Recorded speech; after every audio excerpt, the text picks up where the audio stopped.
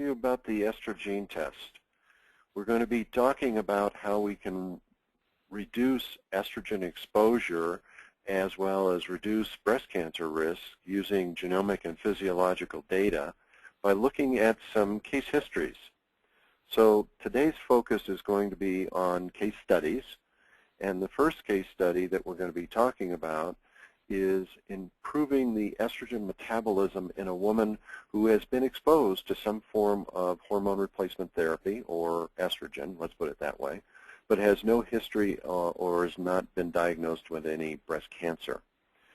If we do an estrogen gene test on this individual and we find that there are SNPs on cytochrome P450-1b1, COMT, and GST-M1,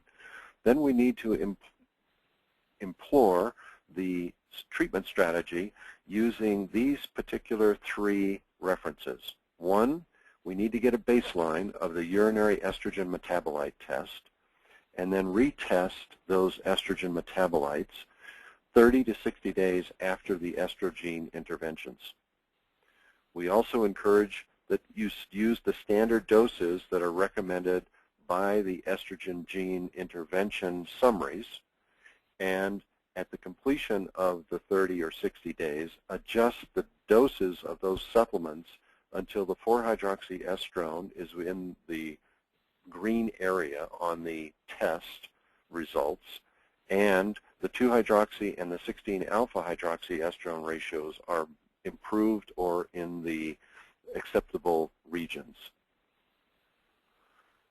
The second case study that we're going to be looking at today is a woman with an ER-positive breast cancer.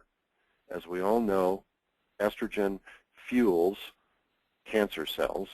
and the overall recurrence rate of ER-positive breast cancer is close to 25%. We know that there are various estrogen-blocking agents that deplete either the amount of estrogen that the woman is generating or blocks the estrogen receptor sites to address this condition of excess estrogen fueling these cancer cells. But by knowing the SNP profile of that individual, we can tailor specific treatments to reduce these toxicities over a woman's lifetime.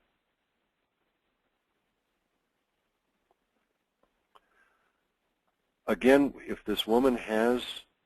done the estrogen gene test and we see that there are particular SNPs on cytochrome P450-1b1, COMT, and GST-M1, then we are essentially repeating the same kind of strategy that we would use for a woman who was exposed to hormone replacement therapy but has no evidence of breast cancer. In summary, we want to make sure that that woman gets the urinary estrogen metabolite test before and after the estrogen interventions, and make any adjustments to the supplement doses based on those results.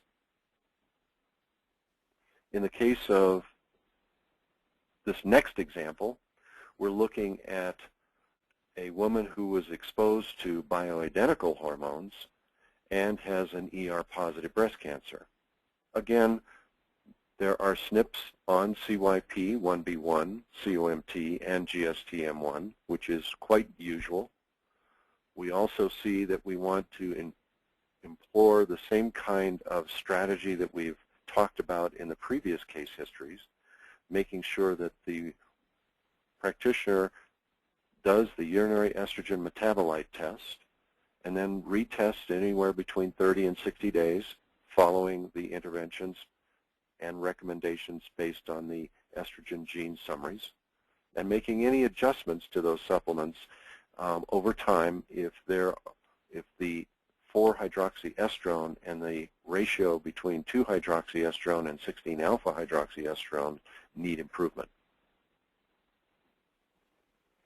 In this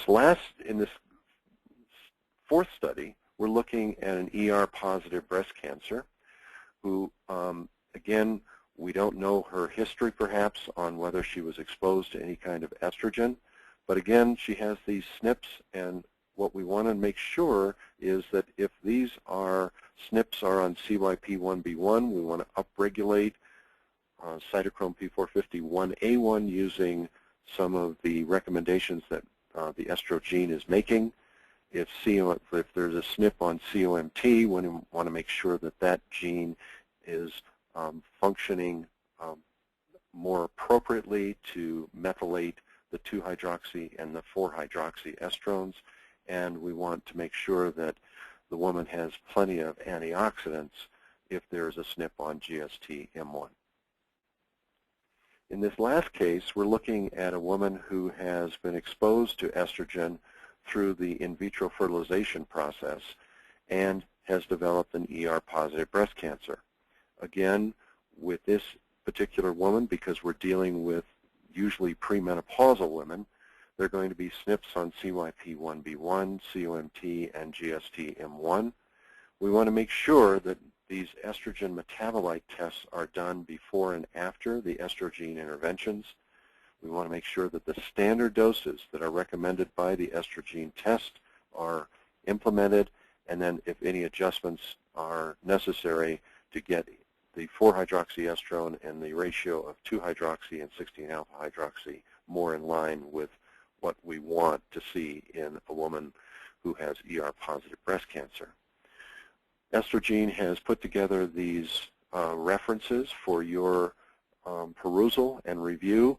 I will highlight that the last entry here, Yeager, Davidson, and who in the New England Journal of Medicine, is an excellent paper for anyone who wants to review estrogen carcinogenesis in breast cancer. Thank you for your attention, and we look forward to providing you more information about the estrogene test in Part 5.